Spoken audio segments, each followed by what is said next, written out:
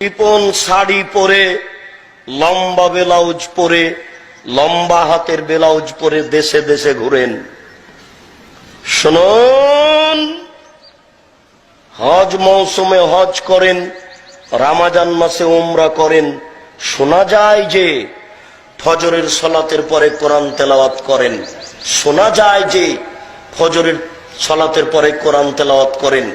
যদি ঘটনা তাই হয় তাহলে ধর্মীয় অনুভূতি আছে।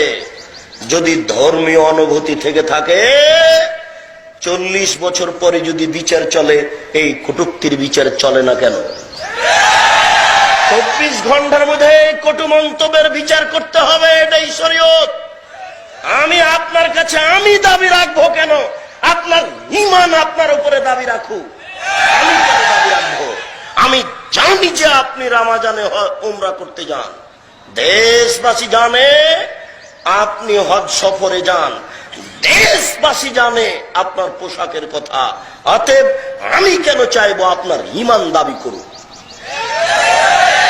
আপনার ঈমানের দাবি থাকা উচিত।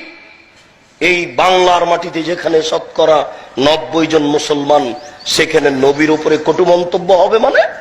আপনার মতো এইরকম ধর্মীয় অনুভূতি মানুষের নেতৃত্ব দেওয়ার চেয়ে মাটির নিচে যাওয়া ভালো।